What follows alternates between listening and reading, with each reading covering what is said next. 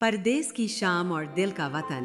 कहते हैं परदेस में दिन गुजर जाते हैं, मगर कोई ये नहीं बताता कि रातें कैसे काटी जाती हैं। वो लम्हे जब चारों तरफ शोर हो और तुम्हारे दिल में सिर्फ खामोशी बोलती हो।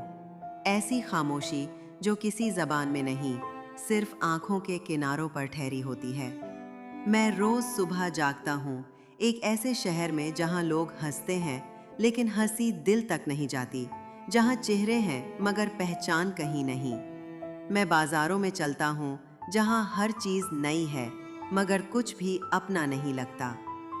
वो जबान जिसमें मैं बोलता हूँ खुद मुझसे सवाल करती है कि तुम कहाँ से आए हो।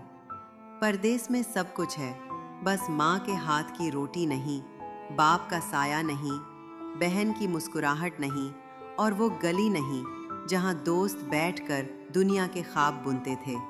यहाँ वक्त का गुजरना भी बोझ होता है, घड़ी की सोइयां जैसे चुभती हैं और कैलेंडर का हर दिन एक नई कमी लेकर आता है। मैं हर शाम अपने वतन के सूरज को याद करता हूँ, जो शायद अब भी इसी वक्त उतर रहा होगा जब यहाँ मेरे कमरे की खिड़की में एक अधूरा सा उजाला ठहरा होता है। फोन पर माँ की आवाज आती है, खैरियत है बेटा? मैं हंसकर कहता हूँ, जी सब अच्छा है। मगर मेरे जवाब और सच में समंदर जितना फासला होता है।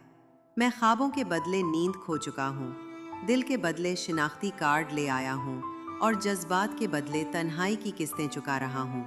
सागर, अब जब भी अपने नाम के आगे किसी नए मुल्क का पता लिखता है तो दिल में कोई पुरानी गली आहिस्ता से बंद हो जाती है और एक नया जख्म नक्श बन जाता है परदेसी होने का। गुलाम अब्बास, सागर।